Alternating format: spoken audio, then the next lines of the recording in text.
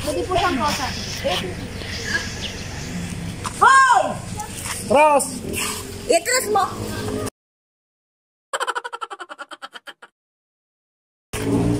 Tadi ko ano, tadi nga. Ano po yun? Amen! That's nice!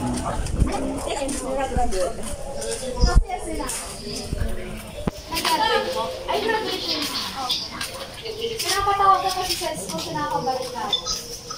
Wala pa nagsasabi. Nakausap po namin yung kwan po, yung school director po niyo. Yung higher kwan po. Yung mas mababa kayo.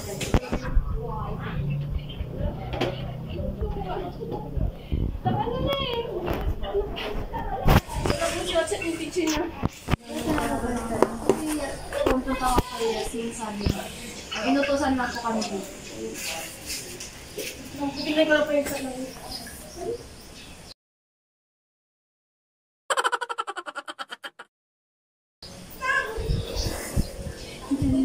Hindi siya naniniwala kasi alam niya na. Dali na ako dito.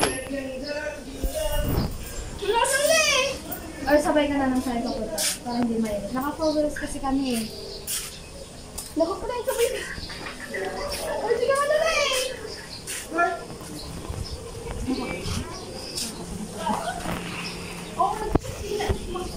Pero minutusan po kasi kami dito yung mas mababa kay principal. Kasi parang may nagre-reklamo something down po. No.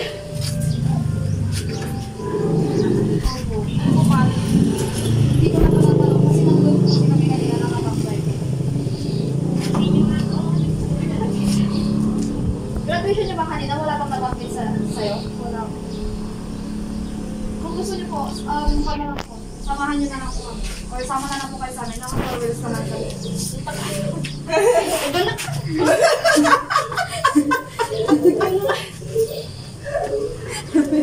Bakit? May kasalanan ka? Bakit yan? Tumakit ko sa gitna. May kasalanan? Oo daw. Ano kasalanan niya, ma'am?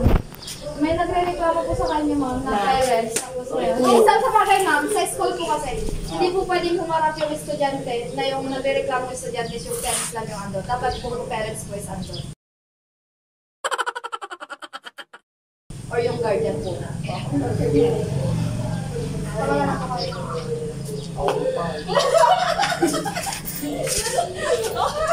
Ang din niya kanina eh. Opo, kasi hindi po pwede yung siya lang yung haharap, ma'am. Dapat may guardian din po siya. Kasi yung estudyante na isa pa po na natuwa. Joy. Okay, principal na ka? Huwag ka no? Kaya, maraming mga... Ano ba na? Sabi na kami dito. Ayaw.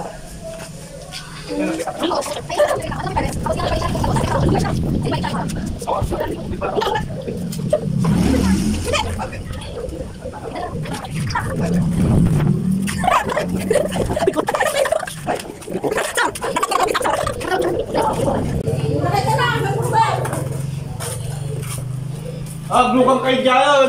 Papili ko kayo. Kaya yan.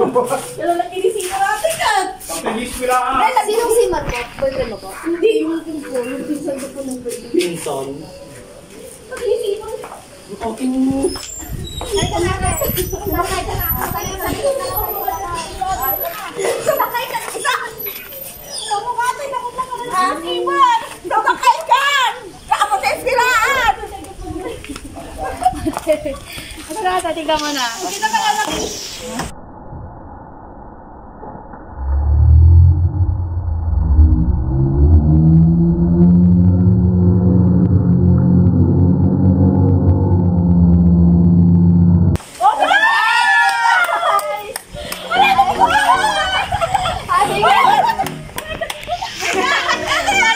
Parang mas masaya siya sa money book.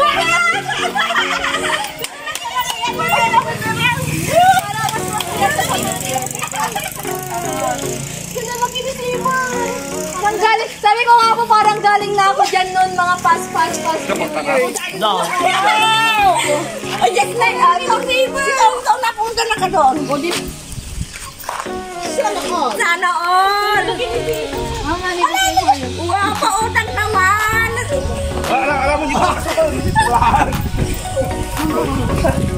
Picture po muna kayo. Ay,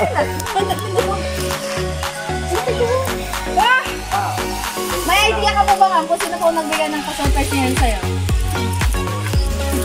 Kita ko po yung baba. Baka may boyfriend siya, baka si boyfriend talaga nagbigay ng pa-surprise ha. Ala, narinig! Yan, tugit ko!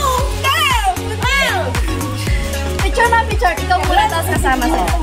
Bakit si boyfriend yung nagbigay? Oh, 1, 2, 3.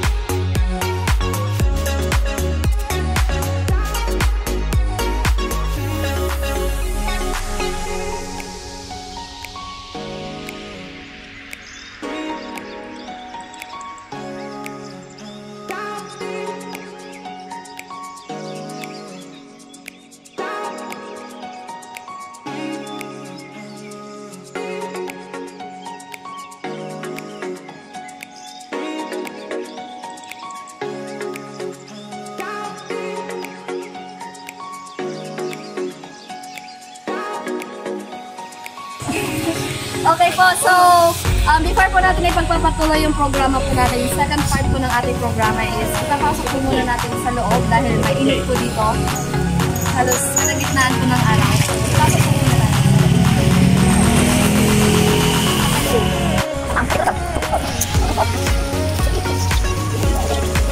Ng ating program, which is kung i-reveal na po natin kung sino po ang nagbigay ng pa-surpresa po para sa kanya. Pero I think nagkaroon po siya ng idea kanina dahil gash na po kami dito noon, yung maliit na bata, yung na-surprise din namin noon. And now, si ate naman niya, which is nagtapos siya ng senior high school sa Lawak, National High School. So, may idea ka kung sino nagpa-surprise? Yung tita niya at si papa niya, which is sure naman na si tita, si papa at yung mga tita niya yung nagpa-surprise sa kanya. So, may message silang gustong iparating sa'yo na kahit nandun sila sa malayo, nasa ibang bansa sila, is nag-insert sila ng extra effort para to make your graduation memorable. So, gusto nila matatandaan mo ito na nung nag-graduate ako ng grade 12, ganito yung nangyari. Sinurprise ako after ganun. Siyempre, as a graduating student ng high school, before college sasabak sa mas madugong labanan sa college mo is parang gusto nilang i-enjoy mo yung araw nito para mas maging memorable. Nagulat yung phone ko. Wait lang. So, may mga tao na gustong magbigay ng message para sa'yo.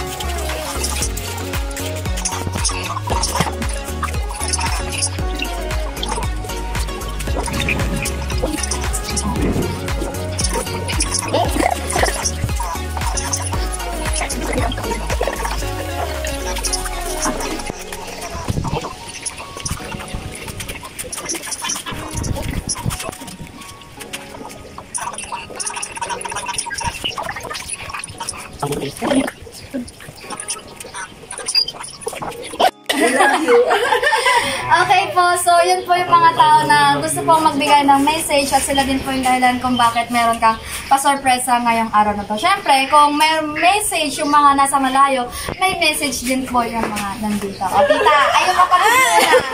Halika na, be. Ano yung message mo kay Ading or ate? Ading. Ading. Halika na, kuya. Message mo kay Ading. Ano gusto mong sabihin sa kanya? Slide lang. Kahit unti lang. Pagkabay siya sa parating pumunta sa bansa. Kahit dyan,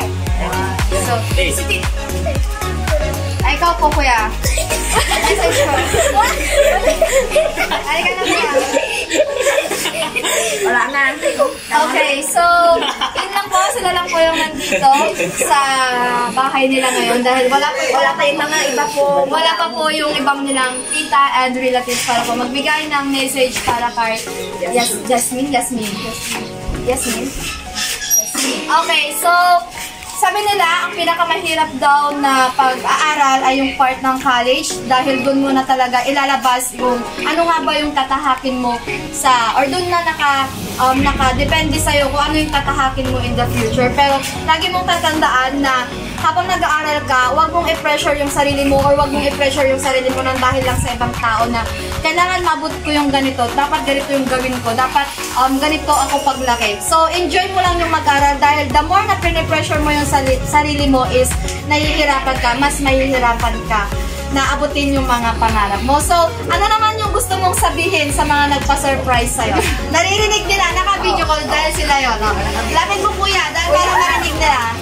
Para on the spot nilang marinig. Ano? Or ma'am, may message pa po ba kayong gustong iparating po kay Yasmin? Yes po. Any message po para po kay Yasmin?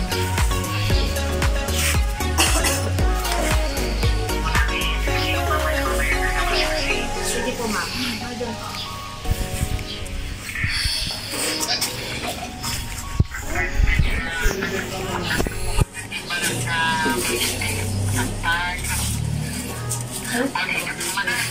Amo kanta. Amo.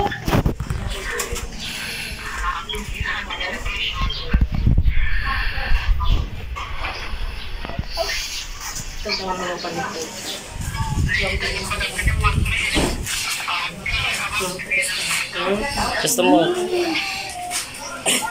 Gusto mo? Kami kan yung bigka ko pati halo-halo yung kagay ayun nila. Okay naman. Ano piyasa?